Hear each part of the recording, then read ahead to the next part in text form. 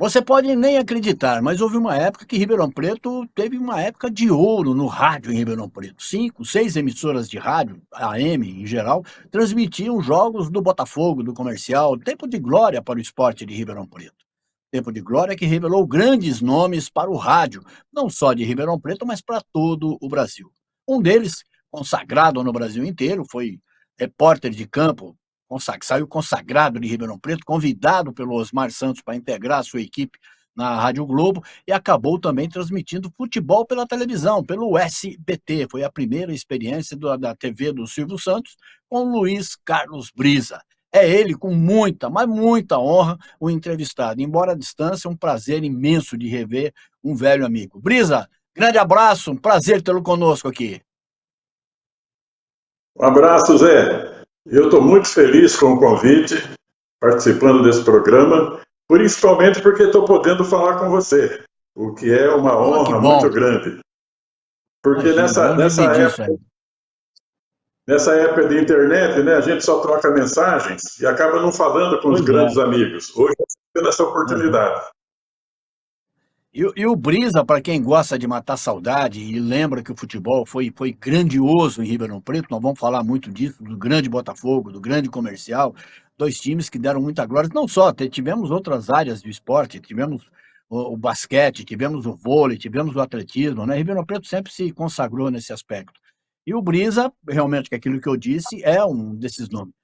A primeira transmissão internacional, aliás, uma transmissão do outro lado do oceano, transmitindo a estreia do Sócrates na seleção brasileira, foi de Portugal, né? E o Brisa estava lá, junto com a equipe, estava ele, Elton Pimenta. Você lembra disso ainda, o Japão, ou não? Lembro, claro, foi marcante. Só vou fazer uma correção, não foi a estreia do Sócrates. Foi em Ah, 1983, um ano depois da Copa do Mundo, de 82. O Sócrates já tinha participado da Copa. Era a estreia ah, do Carlos Alberto aham, Parreira, o técnico. Era a primeira vez aham, que o Parreira estava de seleção. Esse jogo foi em Coimbra, foi em junho de 1983. Foi a minha estreia na Rádio Renascença, que tinha o comando do Luiz aham. Aguiar, o diretor de esportes era o Elton Pimenta, e eles organizaram para eu estrear na Rádio Renascença nessa data, fazendo esse jogo. Foi a primeira transmissão feita com recursos próprios de uma rádio de Ribeirão Preto de um jogo da Aham. seleção brasileira na Europa. Realmente um dado histórico. Eu me lembro bem dessa transmissão, parou o Ribeirão Preto, né? Inclusive o Celso Franco, nosso finado Celso Franco, grande figura, ele assistiu ao jogo ao lado do pai do Sócrates, na casa do Magrão. Foi isso, foi mais ou menos isso, né? Isso, não tenha dúvida. E há um detalhe Uhum, importante: nós demos muita sorte. A TV não fez esse jogo. Então a audiência uhum, da rádio foi massacrante, foi maciça. Quer dizer, todo mundo que quis acompanhar o jogo do Brasil contra Portugal em Coimbra naquele dia teve que ouvir a Rádio Renascença, porque a TV não opa! transmitiu. Eu me lembro que Depois foi é uma que febre, né? Onde você ia, dava eco. Exato. Uhum. depois é que a TV educativa passou a transmitir os jogos daquela excursão, mas o primeiro jogo não teve transmissão pela TV. Uhum. Só quero explicar aqui para os nossos telespectadores que está havendo um pequeno hiato, um pequeno tempo aqui, que chamado delay. Esse delay é bem natural, porque o Brisa está falando de Jaraguá do Sul, onde ele fixou morada. Faz quanto tempo que você mudou, saiu de Ribeirão, Brisa? Nos deixou? Em setembro, agora, vai fazer 8 anos. 8 anos? Eu falei no começo, na sua apresentação aqui, pode acreditar, né, que Ribeirão Preto já teve futebol. O que a gente vê hoje é um arremedo disso, não é um arremedo do futebol. A gente vê hoje, lamentavelmente, não é nada perto do que Ribeirão Preto já foi em Botafogo e Comercial. Eu queria que você falasse um pouco exatamente desse tempo. Como é que você se entregou, vindo lá de Jabuticabal, o caipirês ainda, né, se entregando, né, à radiofonia de Ribeirão Preto e conquistando o seu espaço com tanta gente boa, com tanta gente realmente que se consagrou também como você no esporte nacional. Sem dúvida. Ribeirão era uma espécie de capital para nós da região, né? E eu Veja que coisa, eu fui para trabalhar na Rádio Cultura de Ribeirão Preto, que não tinha transmissão esportiva. Eu fui para ser redator e apresentador do noticiário, do Jornal Falado. E quem me levou foi o Amaury Medeiros. Ele era gerente da Rádio Cultura, que fazia parte da Rede Coligadas. Eu fiz um teste em Barretos e achei que nunca ninguém ia me chamar. E aí o Amaury precisou de um redator, de um locutor de notícias. Ele percorreu, fez contato com a Rede Coligadas, com as emissoras da Rede Coligadas, e o gerente de Barretos falou que eu tinha feito um teste lá, e o Amaury me procurou em Jabuticabal e me trouxe para Ribeirão Preto.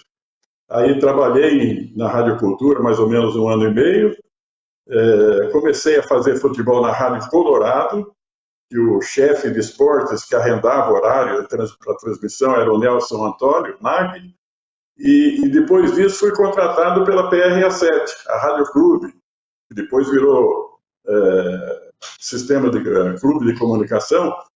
Na época que eu fui contratado, o diretor da rádio era o Totinho, da PRA7. Ele era o diretor comercial e diretor de esportes.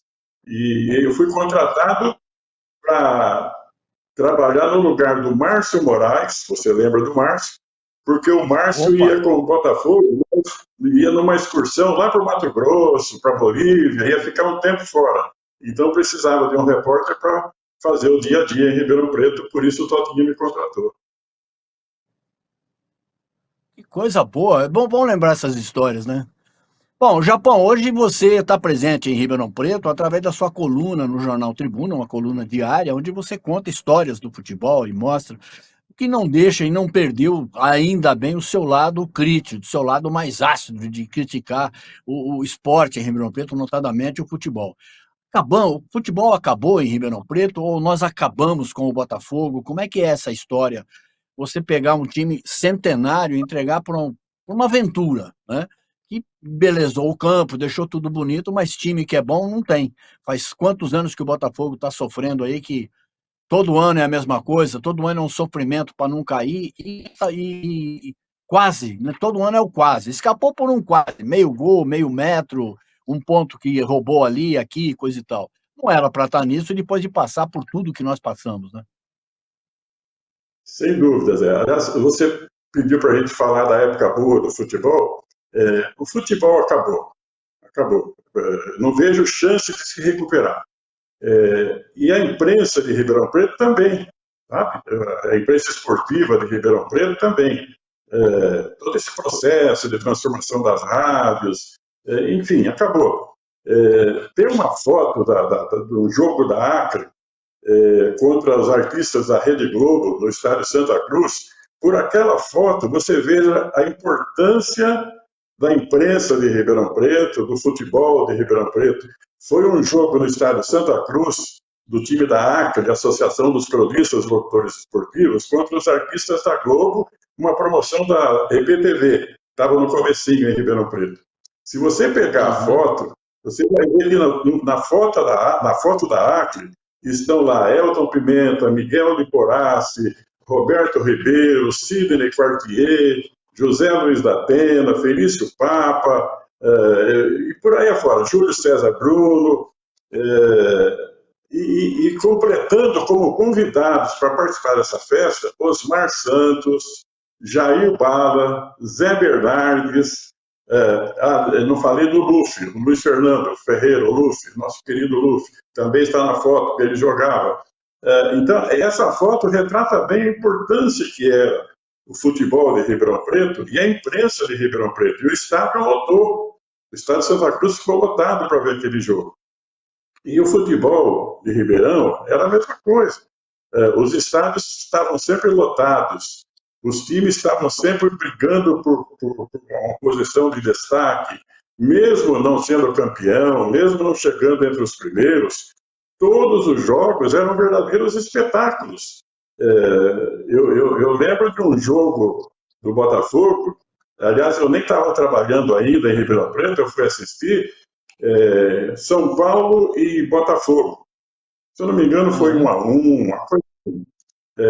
O Carlucci cobrou uma falta, ele quase matou o Roberto Dias, que era o grande astro do São Paulo. o quarto zagueiro Roberto Dias, porque o Cardoso chutava muito forte. Fez gols fantásticos de falta.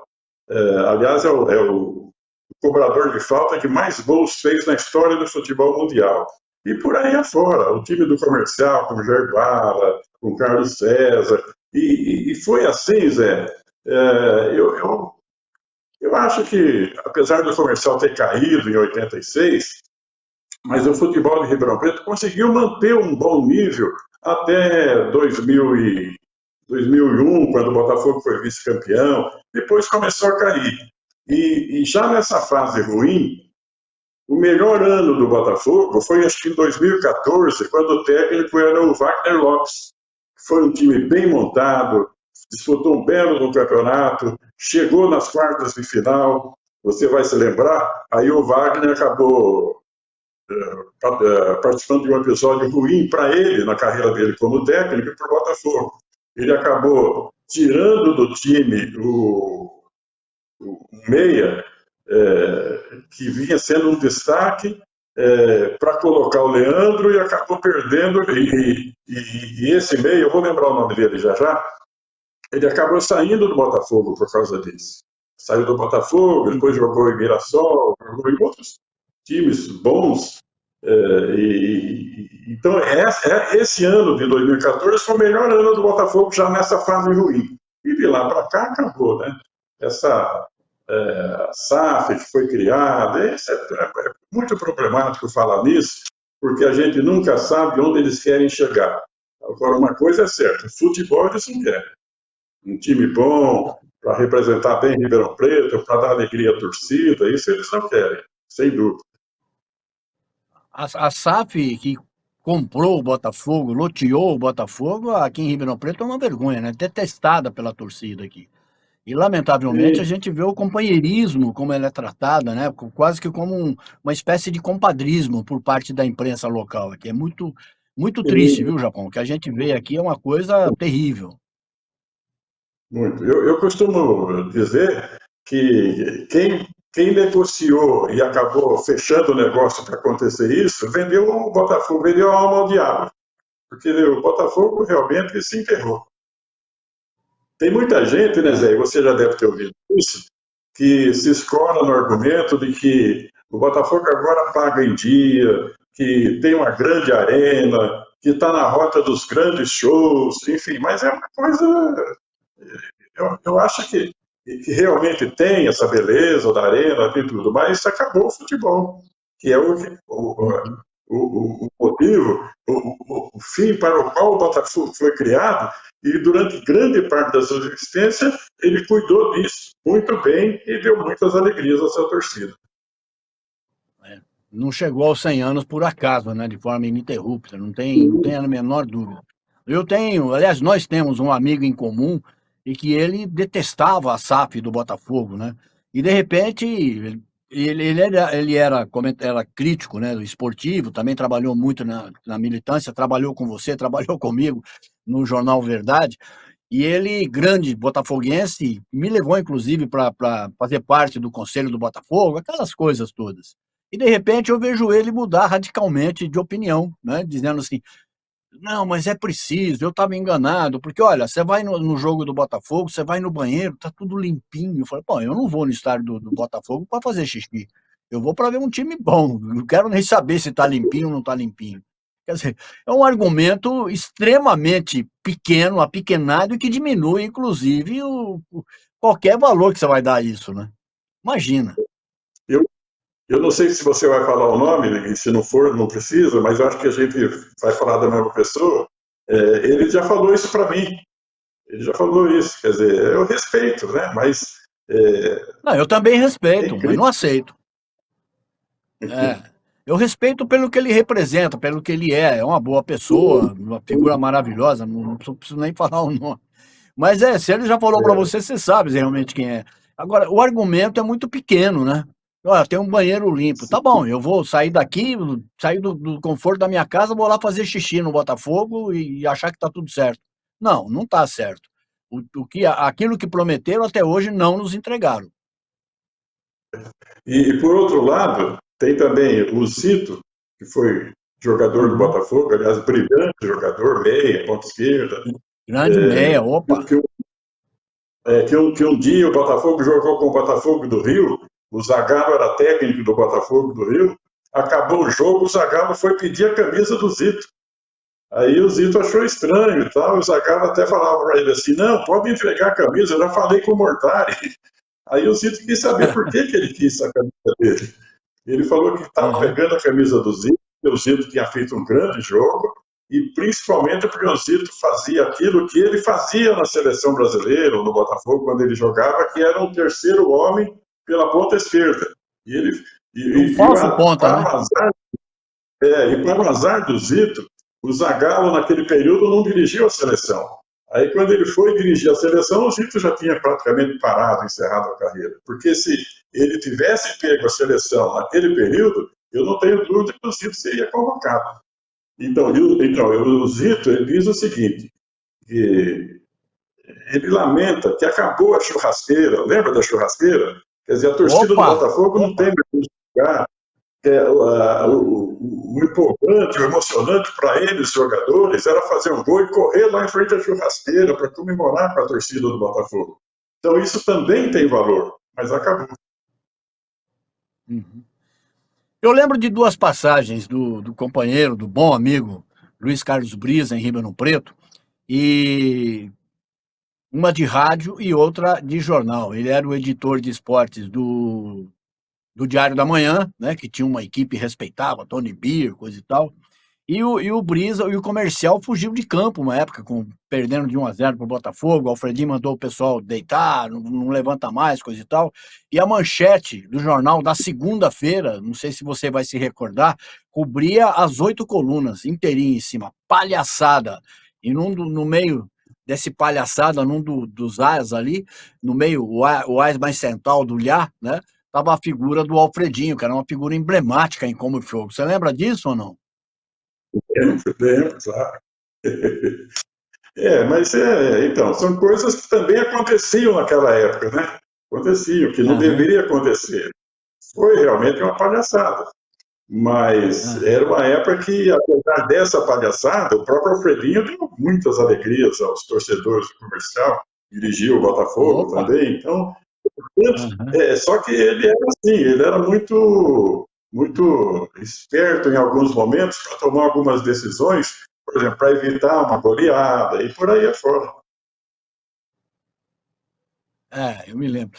E a outra foi aquele caso clássico, né, da denúncia de suborno no futebol de Ribeirão Preto, que pagou um juiz com cheque sem fundo, diretoria do Botafogo, a matéria pronta, todinha pronta, foi você e o Alexandre, né, o Alexandre que está na IPTV, que fizeram a O Alexandre matéria Reis, e acabou Alexandre Reis, nosso amigo, companheiro Alexandre Reis, e a matéria acabou não indo ao ar porque o dono da rádio era um deputado federal, tinha sua ligação com a diretoria do Botafogo, coisa e tal. Eu sei que abortaram a matéria de ir para o ar naquela época. A gente tinha recém lançado em Ribeirão Preto o jornal Tribuna, onde você trabalha hoje, né? E o Tribuna, eu me lembro, não fez mais do que obrigação, eu fui que comandei esse processo, deu a mão aos dois, falou, vamos junto, e acabamos fazendo a denúncia. Lembra disso, né, Brisa? sim, claro. Mas a ligação, o que levou o dono da emissora a vetar a matéria da rádio Ah, não foi nem tanto a ligação com o Botafogo, que ele tinha realmente. Foi um diretor histórico, inclusive, do Botafogo. Era a ligação que ele tinha com a Federação Paulista de Futebol. Tá? E a federação também pegou aham. pesado para abafar aquele caso. Mas o Tribuna, você foi realmente fundamental nisso, fez total cobertura, ampla cobertura durante longo tempo. A Folha de São Paulo também fez, e o que também deu um respaldo foi que a gravação daquela denúncia foi passada, penso eu, que pelo Juca Kfouri, para o Vanderlei Nogueira. E o Vanderlei rodou a fita, que a gente não pôde rodar na Rádio de Ribeirão Preto, ele rodou a fita na Jovem Pan. E, coincidentemente, naquele período, a Rádio Tropical, que é a antiga Rádio Brasilense, estava transmitindo a programação da Jovem Pan. E aí Ribeirão pôde também, além de ler as matérias do Tribuna, ouvir a gravação através da Rádio Tropical. Exatamente, exatamente. E ficou conhecido o caso, através do Juca, que acabou divulgando, do Vanderlei, como o caso Catani, né? Que foi uma Isso. denúncia gravíssima, né? E justo no ano que o Botafogo subiu. Botafogo subiu e Sim, sim. aconteceu isso logo na sequência. Tem inclusive fotos do próprio Catani comemorando a ascensão do Botafogo à principal divisão do Campeonato Paulista. A porta do estádio, Sim, depois do sim. jogo, ganhou de 1-0, etc e tal. É isso. E foi um assunto que movimentou o interior todo, né? Uhum. Porque na gravação o Catani citava muitos dirigentes de outros clubes, inclusive do América de Rio Preto, o Birigui. Quer dizer, então foi um assunto Uhum. realmente importante, foi uma denúncia importante, mais um fato lamentável dentre muitos, né, que o futebol teve. Então esse está entre os principais escândalos do futebol brasileiro. Bom, hoje nós não precisamos nem de juiz para fazer esse tipo de interferência e para fazer essa mediação. Hoje nós temos o VAR, que está acabando com o futebol, né, Brisa? Eu tenho visto os seus comentários, concordo plenamente com todos eles. Eu sou um pouco mais incisivo, ainda acho que o VAR veio para acabar, mas acabar de vez com o futebol. Aquela coisa de meio dedinho, a ponta da unha estava para fora, tava... é uma coisa tão ridícula, cara. A gente não pode nem xingar juiz mais de ladrão, não tem como comemorar um gol Concordo. de mão no último minuto, impedido, né? Que é a graça do futebol, essas bobagens todas aí. Agora é tudo, sabe, milimétrico. Acabou com a rotina do futebol, acabou com a beleza, a espontaneidade do futebol. Acabou, Zé. Olha, eu assisto futebol ainda, porque eu sou apaixonado por futebol. Eu paro numa rotatória para ver a molecada jogando. Tá? Então, e apesar das falcatruas todas que a gente acompanhou no futebol, eu continuo sendo um amante do futebol. Só que, e agora eu estou assistindo por obrigação profissional, porque tá ruim de assistir. Tá chato, o futebol tá chato. O VAR acabou com o futebol, você tem toda a razão. Esse negócio do impedimento é brincadeira. O bandeirinha não marca mais impedimento.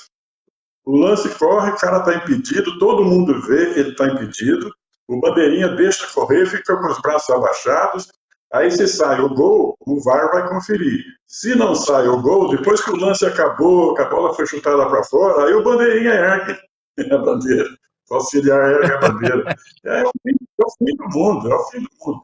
Então, mas é bom dizer, Zé, que, como tudo, Uhum. né, o VAR também veio para atender uma série de interesses.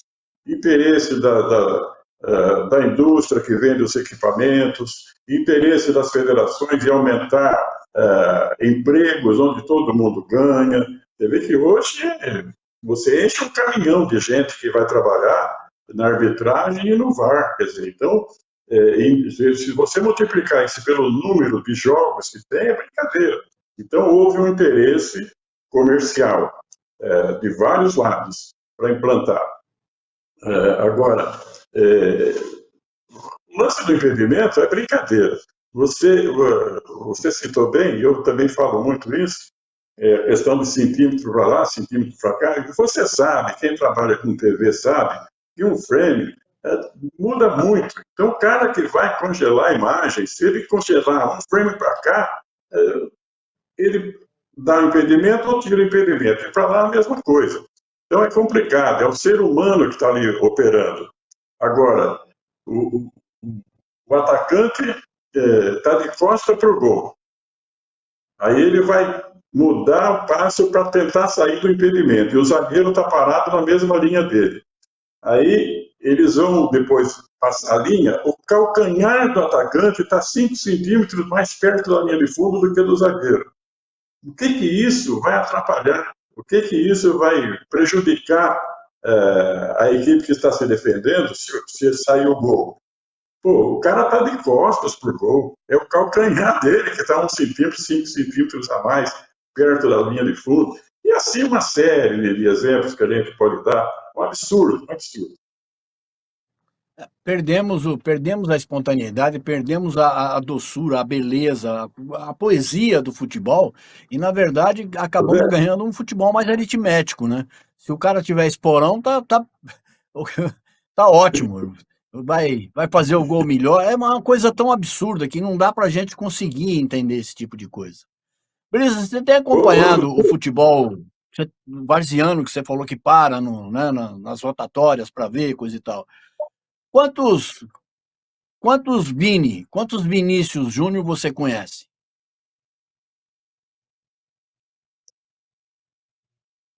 Zé, muitos, muitos. Não, porque eu estou Mas perguntando isso porque eu vejo o Vinícius, que o Real Madrid fez uma briga incrível para torná-lo o melhor do mundo, ganhar a bola de ouro, coisa e tal. E vejo o Vinícius que joga na seleção que não merece bola de futebol de meia. Meia de sim, calçar mesmo. mas ele, mas o futebol está engraçado. Ele fez o gol contra o Paraguai, né? E Aham, aí o pessoal do Oba-Oba vai dizer que ele foi o herói, claro, né? Isso aí vai ser o herói. Mas antes de falar do Vini, deixa eu só voltar à questão do VAR, só para dizer o seguinte: lógico. você falou que Aham, perdeu a poesia do futebol, perdeu. Perdeu a poesia, inclusive nas transmissões, né, Zé? Eu uhum, fico. Eu acho um absurdo o locutor está transmitindo. Primeiro que a imprensa agora é diferente, o cara não vai mais no estádio, o cara fica no estúdio para transmitir, né? Tanto do rádio quanto da TV. E o cara da TV, exato. às vezes, ele vê menos que nós que estamos sentados no sofá assistindo. Então, para a gente não tem mais importância nenhuma o locutor. E uma gritaria, fora de hora, uma coisa horrível. Bom, agora, com a questão do VAR, eu acho um absurdo, o cara transmite o gol, aí o VAR vai checar o lance, depois que o VAR dá o veredito que foi gol, aí o cara grita o gol. É brincadeira. Eu vi um lance do Corinthians, o Guedes fazendo um gol. Não, Guedes, não. Como é que chama o centroavante do Corinthians? Não me lembro o nome. É esse que tá fazendo o gol adoidado aí. Ele fez um gol, saiu pela ponta esquerda, deu uma cavadinha no goleiro, deixou o goleiro plantado no meio do caminho, um golaço, né? Saiu para comemorar, o juiz imediatamente levantou, vamos chamar o VAR, não sei o que que está. O VAR deu uma falta que tinha acontecido no campo de defesa do Corinthians 2 dias antes, quer dizer, um negócio tão maluco que não dá para você. Pô, pera um pouquinho. A jogada já morreu. Foi falta, não foi falta? Se não foi assinalada, morreu o assunto. Como é que você volta uma jogada que passou por outros tantos jogadores? E o VAR interfere nisso. E acabaram anulando o Sim. gol. Então, e é assim, né, Zé? A gente sabe que existiam erros dos árbitros, Uhum. né? O cara não viu a falta lá no começo, mas o lance passou, segue em frente. Ou na hora do impedimento, enfim, existiam os erros. Normal, do ser humano que está apitando, acaba errando. Aí o cara fala, não, então, mas tinha erro, o VAR veio para eliminar os erros. Só que o VAR também erra. Então, além de trazer esse prejuízo que você citou, de parar um lance bonito, de anular um lance bonito, porque lá atrás houve uma falta no começo da jogada, além desses erros, o VAR também erra. O VAR erra, não chama na hora que tem que chamar. Tem lances que precisa chamar para checar, não chama. Tem lance que já está tudo resolvido, ele chama e acaba tomando uma decisão errada. Então os erros continuam. E o futebol foi prejudicado, o espetáculo em si foi prejudicado. Mas só para completar, então, com relação ao Vinícius Júnior, ao Vini Júnior, eu acho que ele é também mais um produto daquilo que os empresários querem e parte da imprensa acompanha os empresários por interesses escusos. Então, é feito o nome do jogador baseado em determinados lances, é, de acordo com a conveniência, cria-se uma situação para dar para ele uma bola de ouro, enfim. Só que, na prática, o futebol que ele apresenta é igual ou inferior a muita gente que joga, como você estava perguntando, na várzea, nos campeonatos amadores. ou numas equipes de menores expressão. Então, o futebol, hoje nós estamos sujeitos a esse tipo de coisa. Ô, Brisa, o futebol hoje, como todo o jornalismo em geral, e o futebol faz parte, aí o esporte faz parte do jornalismo, ele se rende muito às redes sociais, né? Como é que você vê a chegada das redes sociais, a internet em si, ela interfere hoje em transmissão, essa coisa toda? Então, porque por falta de personalidade, né, Zé, dos profissionais. Uhum. Eu acho que ela interfere de forma negativa.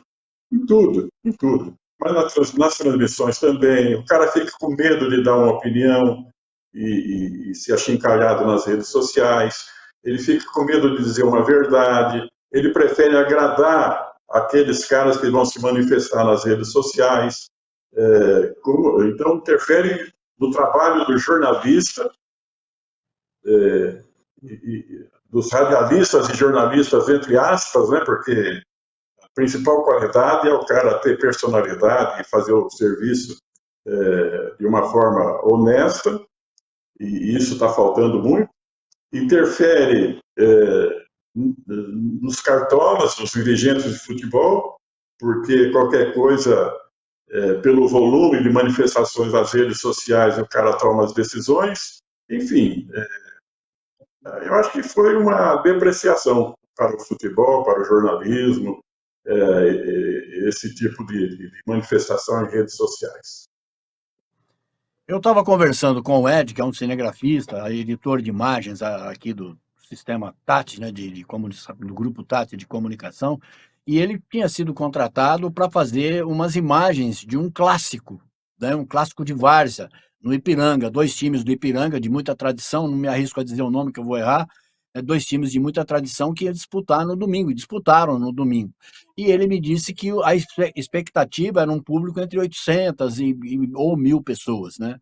Tinha mais de 2.500 pessoas aglomerados num campo de futebol, na várzea. Esse futebol raiz, esse futebol romântico ainda atrai dessa forma? Você, por exemplo, você acabou de dizer, eu paro nas rotatórias e vou ver a molecada bater bola. Ainda tem espaço para isso? Tem, Zé, tem.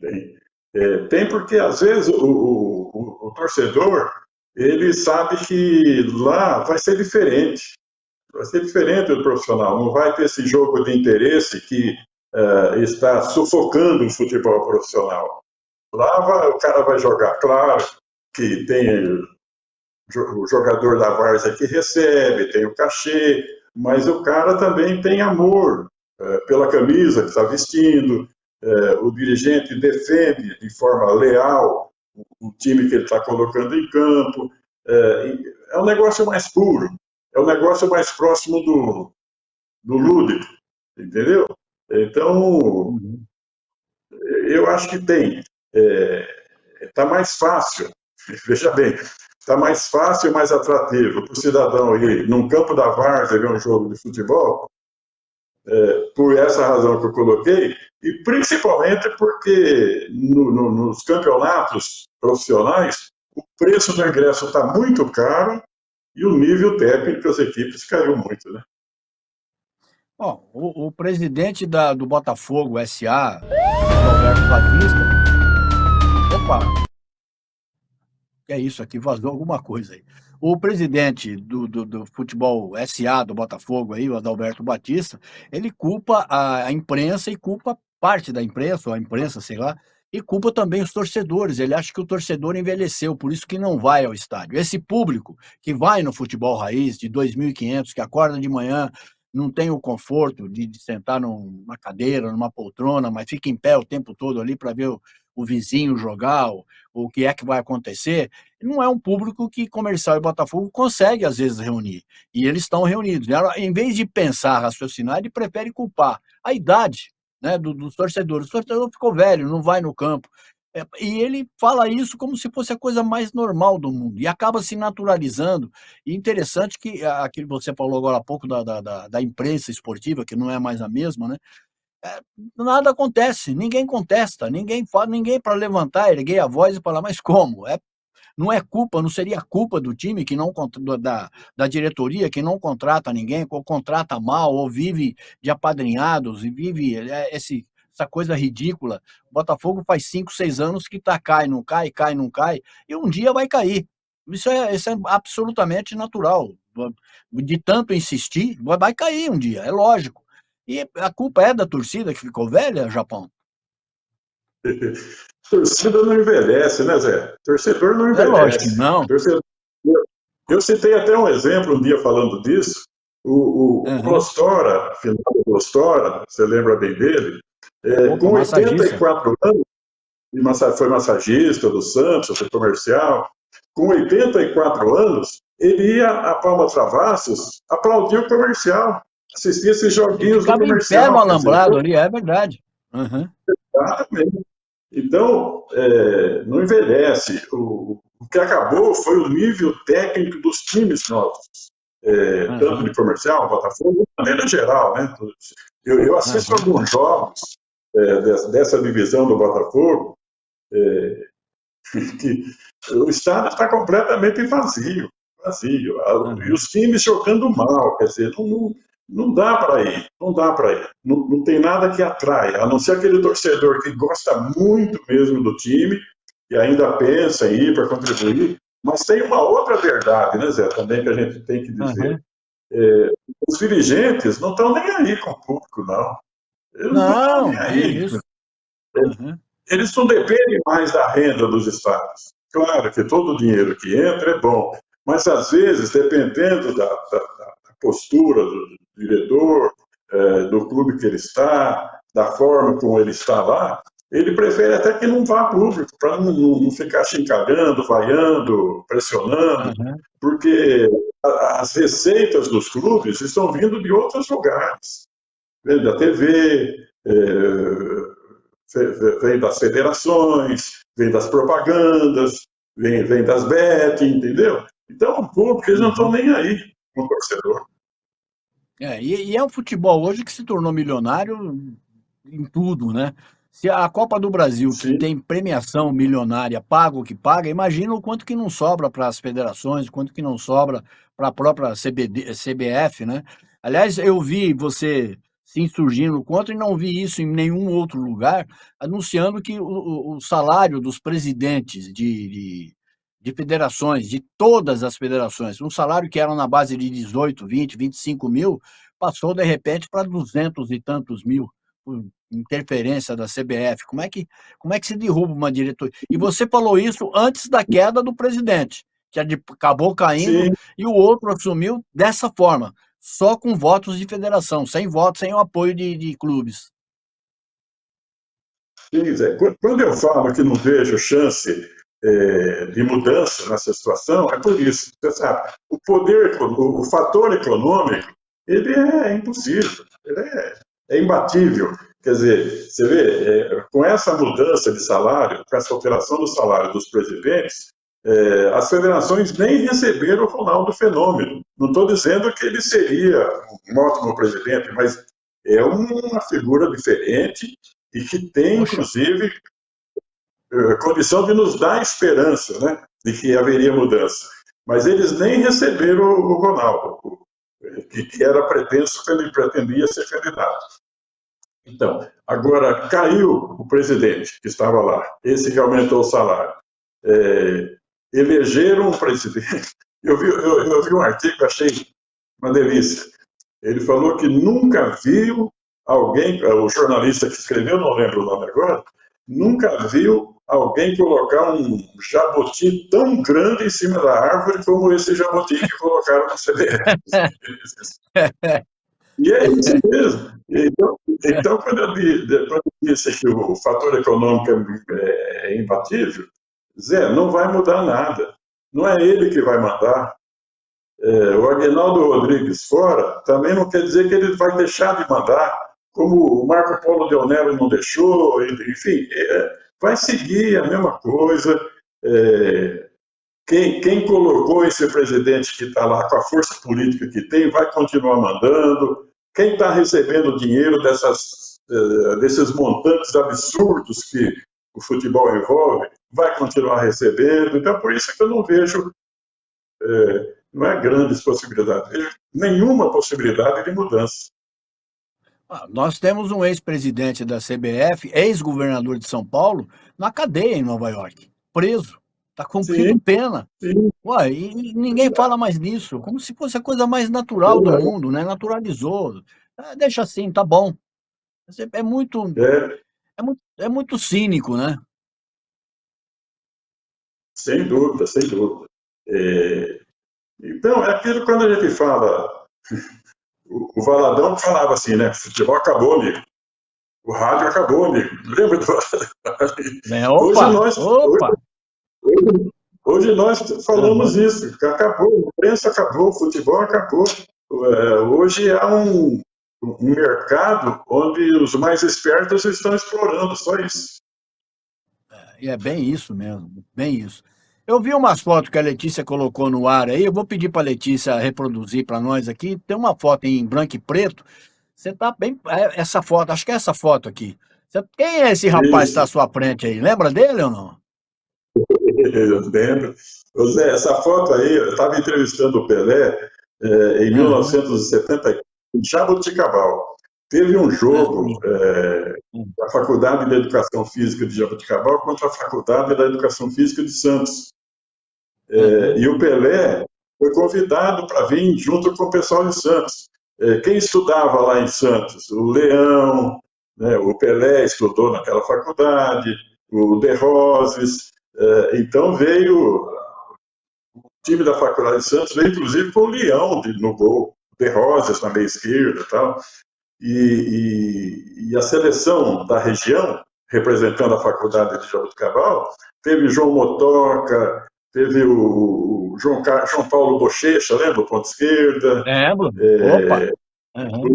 o Luiz Carlos, acho que o Luiz Carlos Barrinha, ponta direita, enfim, teve muitos jogadores profissionais da região. E o Pelé não jogou, mas ele foi, atendeu todo mundo, bateu papo com todo mundo, foi um dia fantástico. E nessa entrevista, foi a primeira vez que ele admitiu publicamente que ele não ia para a Copa do Mundo. Foi um furo nacional. Aham. Ele, na entrevista, tal, batendo papo com ele, e eu falei, Pelé, eu estava ouvindo ele em Coimbra outro dia, tal, ele falou que você não vai para a Copa do Mundo. E ele falou, com certeza você não vai para a Copa do Mundo. Aí ele falou assim, é porque ele me conhece bem, ele sabe o que eu estou pensando. Então, ficou claro que ele não ia. Lógico. Aham. Preferiu encerrar a carreira com aquele brilhantismo que ele fez na Copa de 70, que ele jogou tudo, né? Não é... Você Sim, viu alguém jogar mais do que o Pelé ou não? não. É brincadeira, né, Zé? É brincadeira, os É, caras comparando o Messi com o Pelé. para.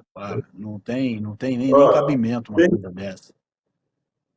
tem um vídeo que roda a internet né, do Rivelino. São duas coisas Aham, que o Rivelino fala do Pelé. Primeiro, que, aliás, esse assunto a gente pode até também dar uma passada nele, que é a questão do aham. uniforme, essa mudança de uniforme dos times, é um absurdo, né? O Palmeiras jogando de amarelo, o Santos de azul. Então, o Rivelino, nesse vídeo, num desses vídeos, ele fala que quando ele jogava, Corinthians e Santos jogavam, ele pedia para os colegas do Corinthians, enfim, o pessoal do Corinthians, para entrar primeiro no gramado, primeiro que o Santos, por exemplo, no Pacaembu, no Morumbi e tal, porque ele queria lá do gramado ficar assistindo a entrada do Santos. Ele falou assim, era muito lindo, ele fala, era muito lindo aquele time, aqueles negros de roupa branca, nossa, que entrava, aquele uniforme todo branco e tal. Então a paixão do Rivelino era ver o Santos entrar em campo. E no outro vídeo ele fala do Pelé. E Uhum. ele não tem ninguém como o Pelé, que o Pelé nunca reclamou de nada, não reclamou de comida, nada. É fantástico. E dominava a bola no peito, ajeitando para onde ele queria ir. Se ele queria sair para a esquerda, ele dominava ajeitando o pé esquerdo, ou do outro lado no pé direito, adiantava mais ou menos, enfim. Falou assim, é incrível. Ele falou assim que chutaram a bola, deram um balão para o ataque e ele ficou acompanhando, acompanhando. A bola passou por ele e o Pelé subiu. Ele falou assim: mas o que será que vai acontecer? O Pelé subiu, amorteceu no peito, desceu com a bola colada e foi embora. Então, ó, o Rivelino, um dos maiores jogadores do mundo, era fã do Pelé. Agora, quem somos nós para achar alguém melhor que o Pelé? Não, eu nunca vi. Eu vi o Negrão ganhar em Ribeirão Preto de 7-1 do Botafogo. Se não me engano, foi a estreia do Camilo como centroavante. Veio da sua terra, lá de Jabuticabal, veio ele e o Canhoteiro. É aquele 7-1, eu nunca vi alguém fazer aquilo. Eu era moleque, né? Adolescente, pré-adolescente, sei lá. Eu fiquei tão maravilhado, falei, eu vou torcer pro Santos, não é possível.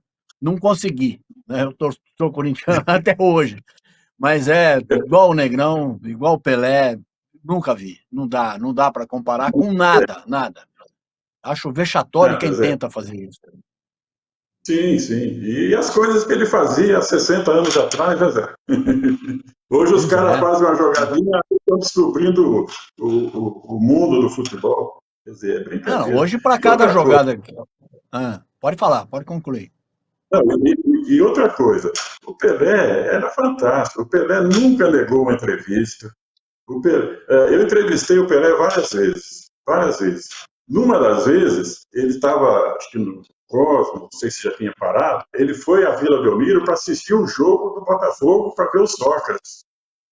E no estádio Urbano Caldeira, quando era jogo muito grande, não tinha lugar para todas as aves nas cabines. Então tinha um balcão Aham. do lado das cabines, onde se colocava,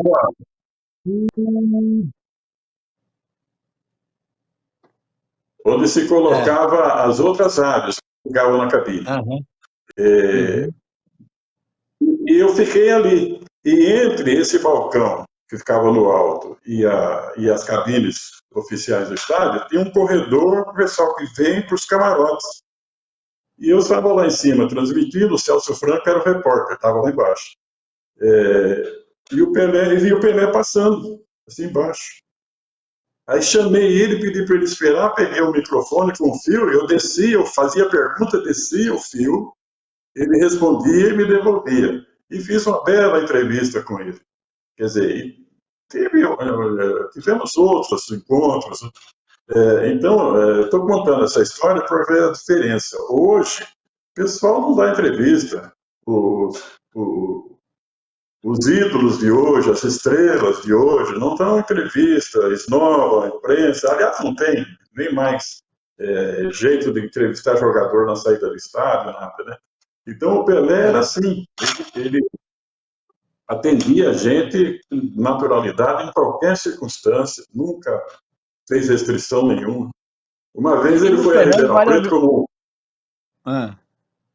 Pode falar. uma vez ele foi a Ribeirão Preto uma vez como garoto propaganda da Modelar, lembra que ele fazia? Lembro. Opa. Ele e ele ficou o dia todo lá e eu era repórter 79 na época.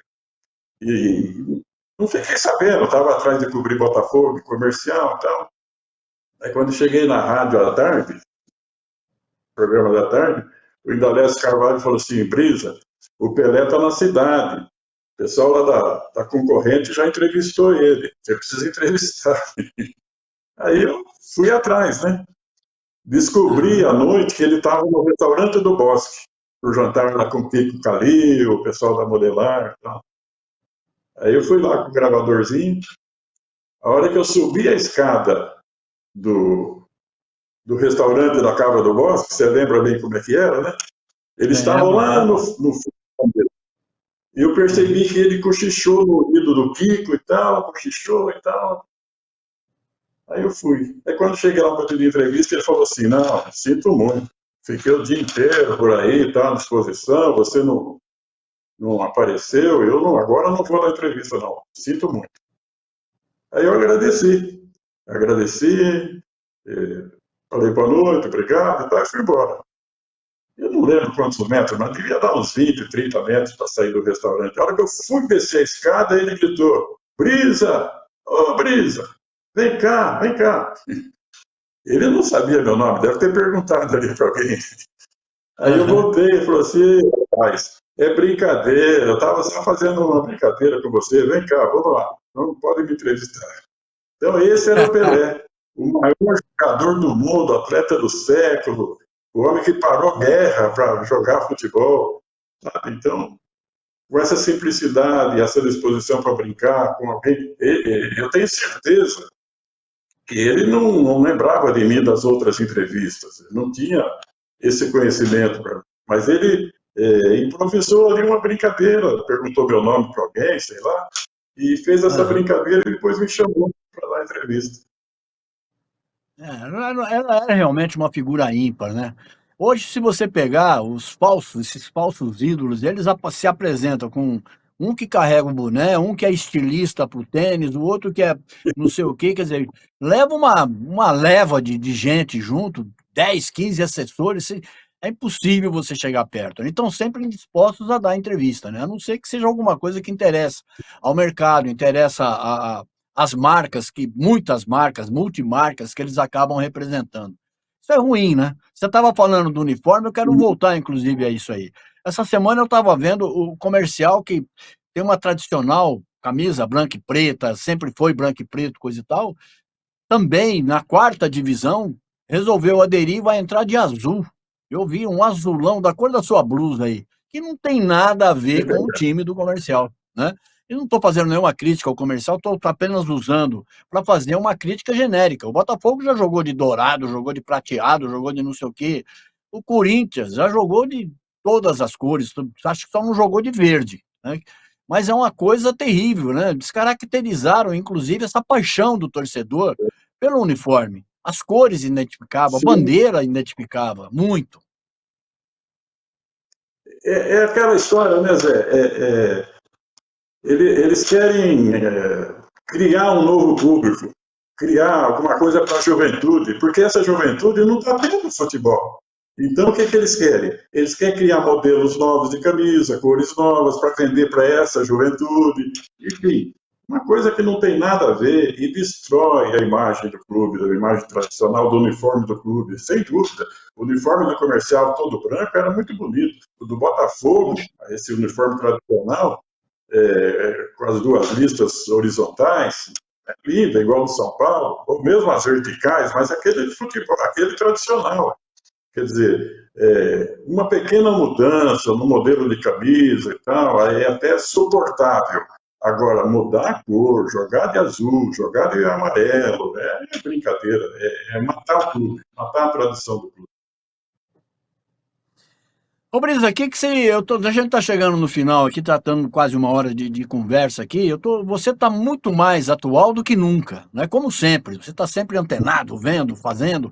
As suas crônicas, né, são imperdíveis. Eu toda manhã eu recebo por você e vou também ver lá no jornal. Vou ver se é a mesma, que de repente vai que ele mandou ao errado aqui.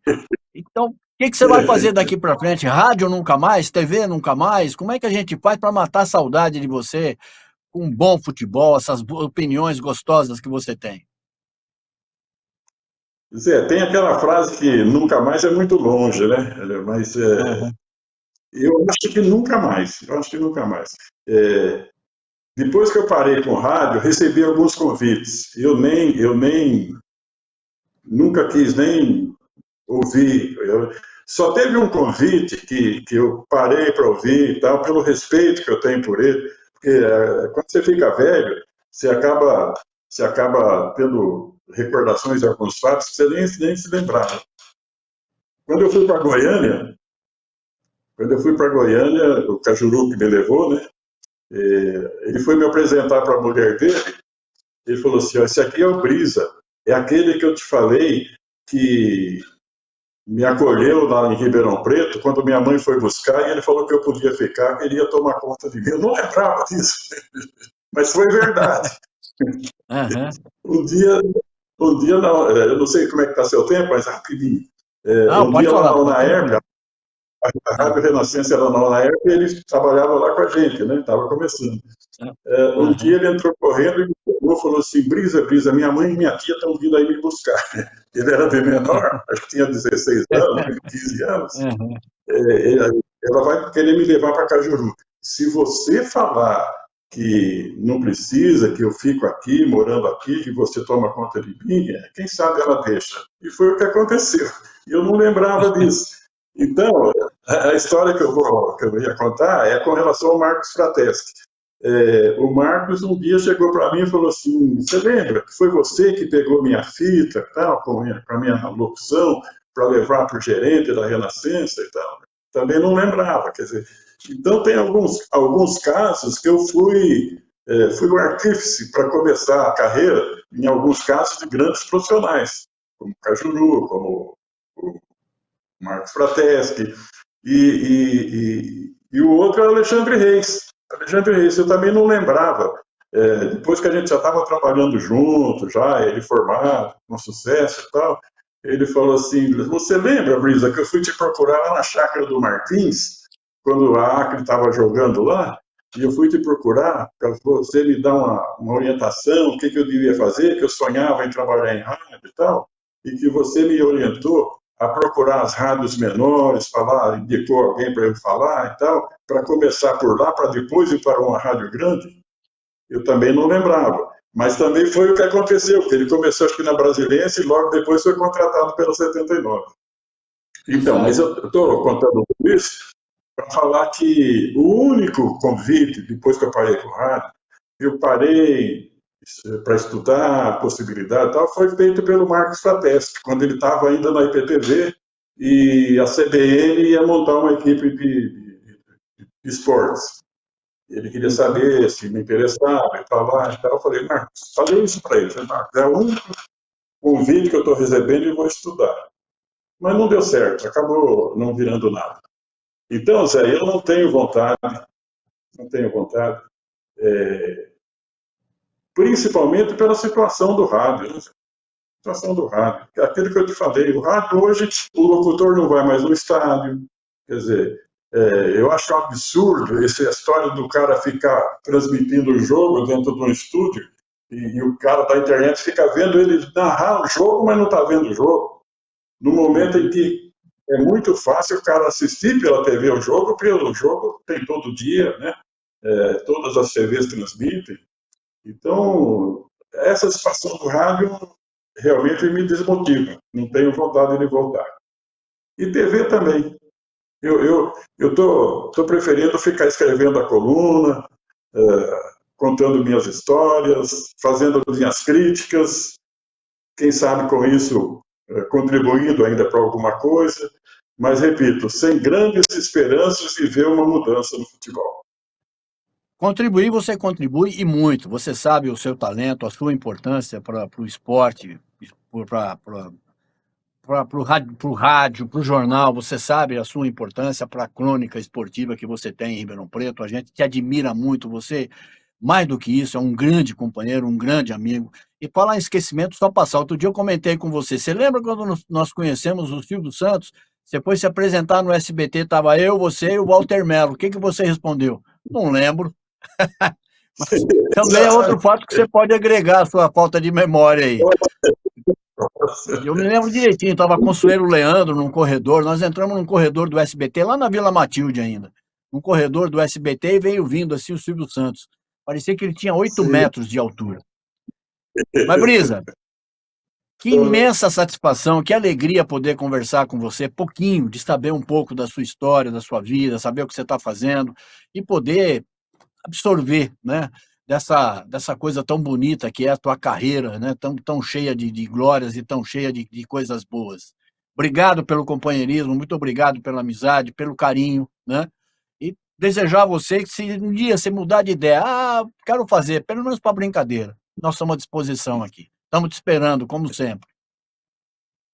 Tá bom, Zé, eu fico muito feliz com tudo isso, fiquei feliz em participar, em te ver, realmente tenho muitas saudades, a gente precisa bater esse papo pessoalmente, eu vou a Ribeirão para fazer uma visita, sem dúvida alguma, ainda este ano, te prometo, Opa, e, vamos cobrar. e, e continuo gostando de futebol, acompanhando tudo, vendo tudo, apesar dessa distorção que aconteceu no futebol e na imprensa, a gente tem que acompanhar profissionalmente, e hoje me considero um cara feliz, um cidadão feliz com tudo que realizou. Tem muitas histórias que não dá para contar todas aqui, só quero contar uma no finalzinho, dá tempo? Dá tempo, pode falar. Bem rapidinho, é que você abriu falando que o rádio Ribeirão Preto era diferente, era dinâmico, tinha muitas emissoras que faziam futebol, até 6 emissoras, e é verdade. E o ouvinte não sabe de bastidores e tal, mas então era uma briga. 5 emissoras transmitindo. Nós fomos fazer um jogo do Comercial no Paraná, acho que contra o Curitiba, uma coisa assim. E naquele jogo eram 5 emissoras, ou 6, e viajávamos juntos do hotel, a gente ia juntos para o estádio, e na hora de sair, o João Cid, falecido João Cid, saudoso João Cid, dormiu um pouco mais e tal, e acabamos deixando ele para trás, por ordem lá não sei de quem, não era ele o chefe da delegação, e fomos para o estádio e não levamos o João Cid, ele ficou. E ele estava sozinho pela emissora dele. As emissoras levavam comentarista, repórter, narrador, operador de som, e as rádios menores, principalmente em campeonatos brasileiros, mandava só um locutor que fazia tudo, instalava, fazia reportagem, transmitia e tal. E o João Cid estava sozinho pela emissora dele. E nós fomos para o estádio. E a gente acostumava ir bem cedo, tipo 13 horas para o estádio, para instalar tudo, começar a transmissão às 2, para o jogo que ia começar às 4 e tal. E naquela época era uma guerra para você instalar equipamento, abrir linha, falar com o estúdio. Estava um trabalho danado. Tinha jogo que você não conseguia falar no tempo hábil. Enfim, aí chegamos lá, todos nós instalamos e tal, e ficamos chamando a Telesp, a Embratel, e ninguém conseguia fazer nada. De repente chega o João Cid, pegou um táxi, chegou atrasado no estádio, foi para a cabine dele, botou lá o equipamento, falou: alô, Ribeirão. Ribeirão respondeu: pois não, Cid. E ele começou a transmissão. Como se nada houvesse acontecido, né? Tá tudo em casa. E os outros não falaram, né? Não falavam. Ele chegou e falou e transmitiu. Nós só transmitir já fez o jogo. É o troco, é o chamado troco. Brisa, grande abraço, prazer em revê-lo. Te espero por aqui. Um abraço. Outro. Um abraço. Eu vou, se Deus. Tchau, Obrigadão. Tchau. E muito obrigado também a você que nos acompanha até agora. O Pode Tudo dessa semana fica por aqui e nós voltamos. Até lá. Tchau.